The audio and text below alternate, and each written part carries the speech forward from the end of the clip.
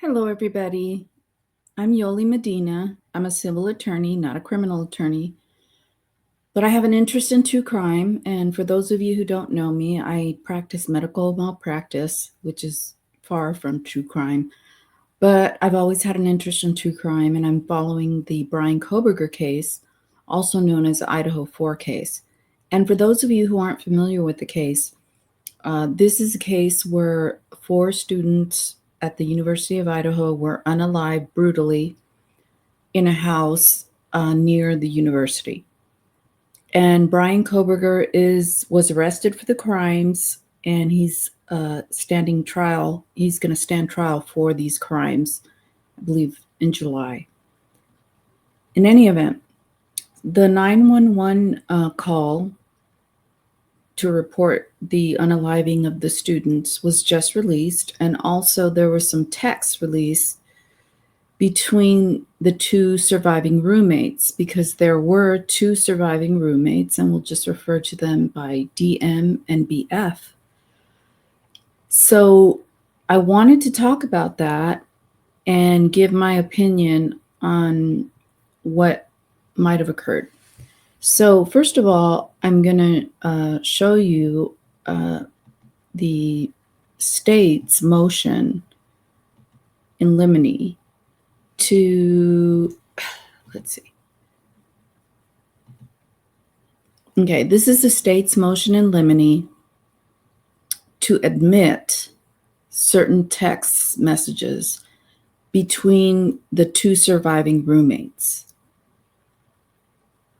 So previously I did a video on motions in limine and how they're used to exclude evidence. And I didn't mention that they're also used to allow evidence. In other words, they're also used to get a ruling by the judge ahead of time that these statements, or whatever it is that they're wanting to admit, that they be admitted, so that there's no objections as to hearsay or whatever else, and the trial runs smoothly. So sometimes they'll do motions in limine to allow certain things. So primarily it's to exclude, but they can also be used to get a ruling ahead of time to admit certain evidence. So here, this is the state's motion in limine regarding the text messages and testimony. So I'm just going to focus on this, the time. So from 4:22 in the morning to 4:24 in the morning, DM and BF send the following text messages. Okay, so they're texting each other. And there's also a text from DM to Gonsalves that says, Kaylee, and then what's going on. So this is going on between 4:22 and 4:24. And bottom line, BF to DM, run. So BF is telling DM to run, and BF to DM down here, because her room was on the first floor and Dylan was on the second floor. It's a 3-story house. And Kaylee and Maddie were on the 3rd floor. So without going into what they're saying, so this is just the timeline. So 4:22 to 4:24, this is all going on. Then we go, okay, this is the next morning at 10:23. DM texts Gonsalves, please answer. DM to Mogan, are you up? DM to Gonsalves, are you up? Okay, so at 10:23, DM is awake and up, and she's sending these messages to Gonsalves and Mogan. And Maddie Mogan is the other person. Kaylee Gonsalves and Maddie Mogan were on the 3rd floor, and they were unalived. So at this point, I find it hard to believe that DM would not go check on them. But in any event, she may or may not have. We don't know that. So at 10:23, Dylan's awake. Now, at 11:39, DM has a text exchange with her father, BM. So an hour after 10:23, more than an hour, she contacts her father. And we don't know what the text exchange says, between the text message to her father says, but in any event, she texts her father. So then at around noonish, like 11:55 or whatever, that's when the 911 call comes in. And if we go to the state's motion in limine to allow statements from the 911 call, and this is Exhibit S3 to the state's motion regarding the 911 call. And again, they're wanting to allow certain statements to come in, and that's why they're filing a motion in limine to get a ruling ahead of time. So one of the things that is baffling to a lot of people is that why didn't they call and say there's a bloody mess? Because according to the coroner, Miss Mabit, she had said that it was a mess, it was bloody.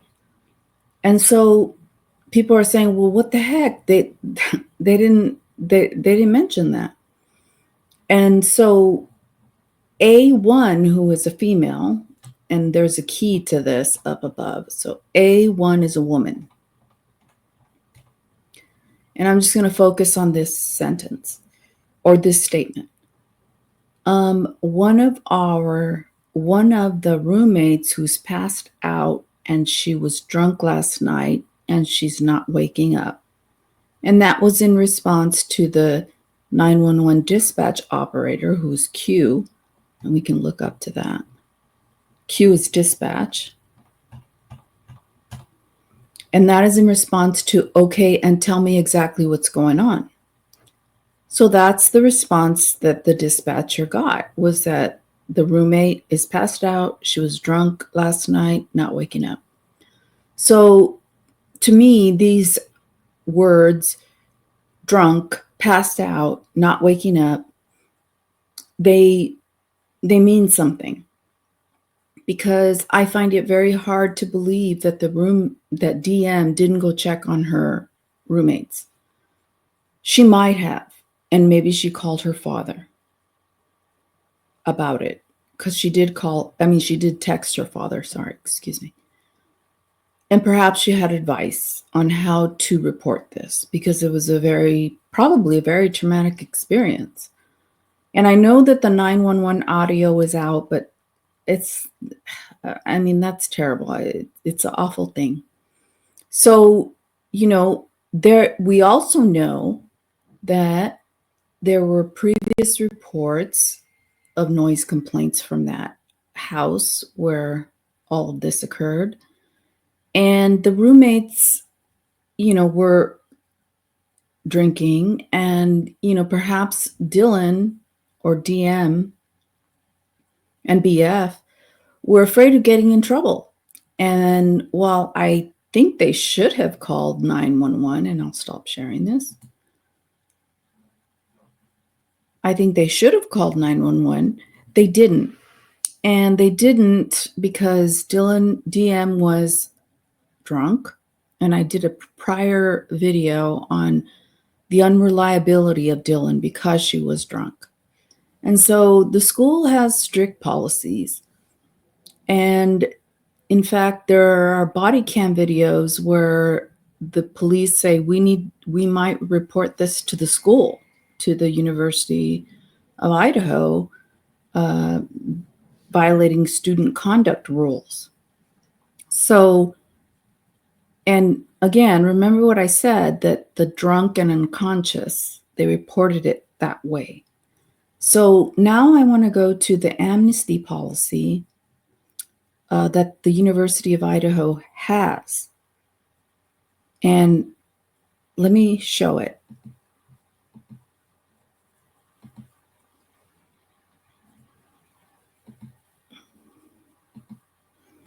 So here it is. It's University of Idaho, and it's 2310 Amnesty policy.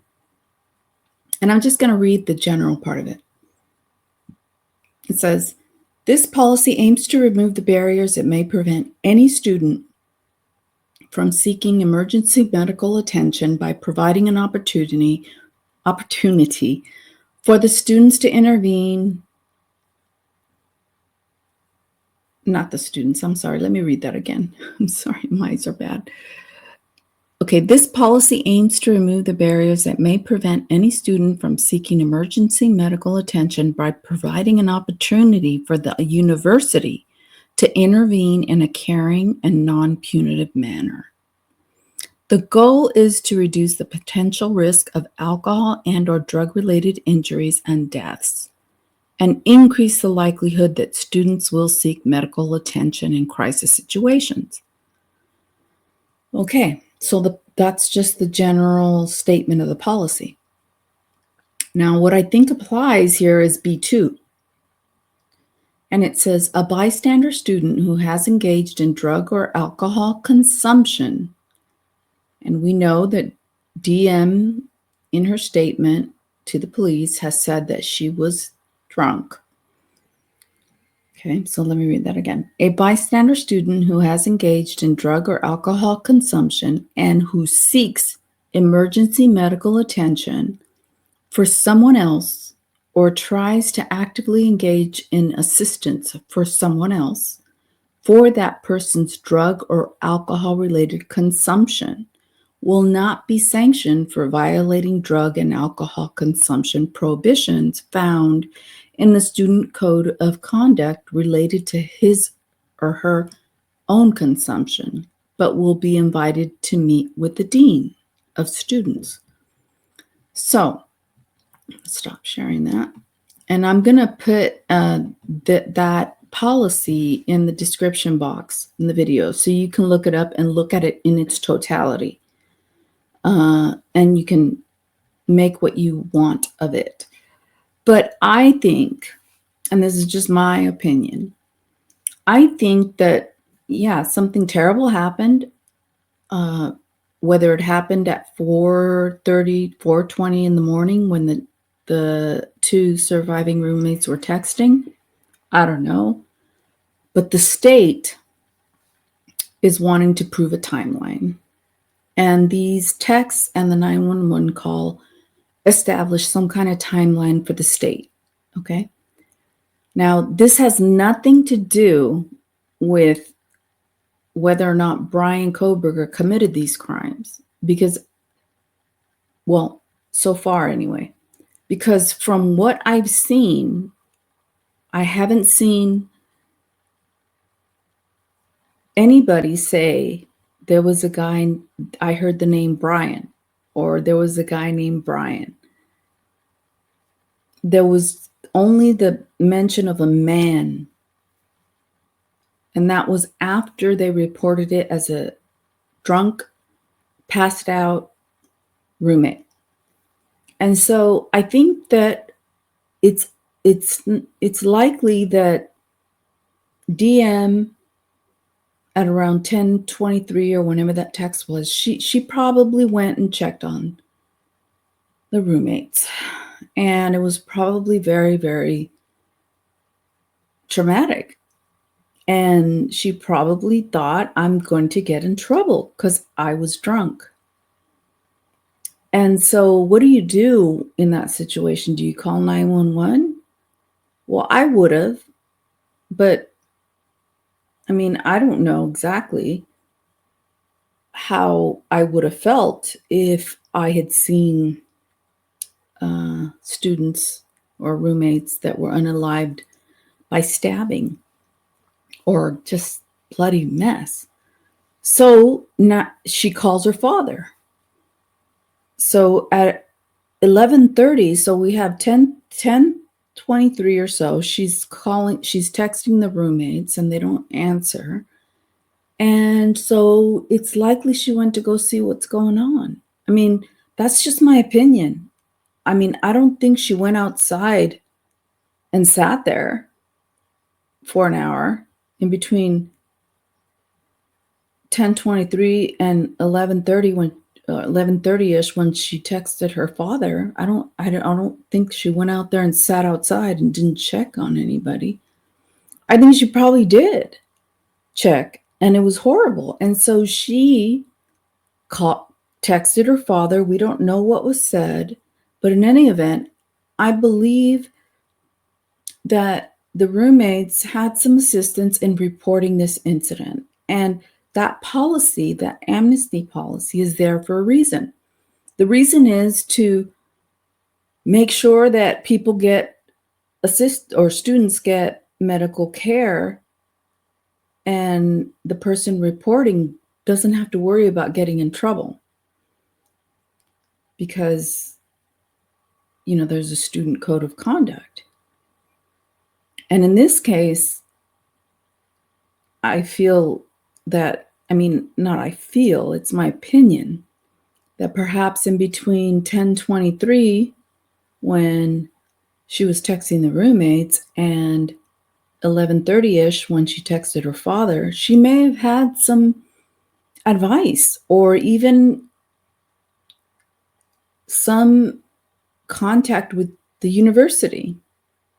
And I'm not bashing her for that. I mean, there are a lot of people who think that she should have called 911 at 4 in the morning. And yeah, I think so too. I would be disingenuous if I said I didn't think so. I do think so. But her judgment was impaired. She's I think she was 19 at the time. And so, it was a crazy situation. And the other thing is we don't know if somebody drugged her. Because based on her statements, she was all over the place. It's like she was hallucinating. But that's beside the point. There's no evidence that she was drugged. There's no evidence that she was actually involved in trying to set this thing up. So she did what she had to do. And I think that's why the call came across the way it did. And if I had to be honest, and if I don't have kids, but if one of my daughters called me, I would want to make sure they were protected as well. The whole thing of that policy is to make sure people get help. And unfortunately, it was too late. If they did get advice on how to report it, it was probably too late. And so those are my thoughts. And it may not be a popular thought, and people may disagree with me, but I do think that makes the most sense to me. So with that said, I think I'm going to close it here. And hopefully there's more evidence against Bryan Kohberger than what we have right now. Because these 911 calls, or call, I should say, and the text between the roommates, it doesn't point to Bryan Kohberger. It doesn't point to anybody in particular, just somebody with a mask and a bushy eyebrow or two bushy eyebrows. So it doesn't identify Bryan Kohberger. It's merely used by the state merely wants to use it as a basis for a timeline. So that's really the purpose of these texts and 911 calls. And I don't think people should read more into it. That's just my opinion. But in any event, it's a horrible, horrible crime. And I listened to the first 28 minutes or whatever of the 911 call. I haven't listened to the entire 911 call because apparently it's available. But yeah, it was a horrible thing. And for people who haven't seen bodies like unalived in a brutal manner, I mean, who knows how you would react? And just like people who say that Brian Koberger has this look, like he did it, look at his look. And I say, well, you can't judge somebody just because of the way they seem or the way they look. And I will say the same thing about DM. There are people who look at her and say she's evil and this and that, but at the same time will say, well, just because Brian looks like that doesn't mean he's the one who did it. So people look a certain way, and that doesn't mean anything. It means nothing. I mean, it means that some people, they're photogenic, and I've known people who take pictures and they look evil in pictures, but they're the nicest person. And I'm not photogenic at all, so I don't even want to be in pictures, but I'm just trying to make it neutral so that it doesn't cause anybody to try to harm witnesses, things like that, because I can kind of see why this 911 call was held back. I mean, people might go crazy and they might say, why didn't you call 911?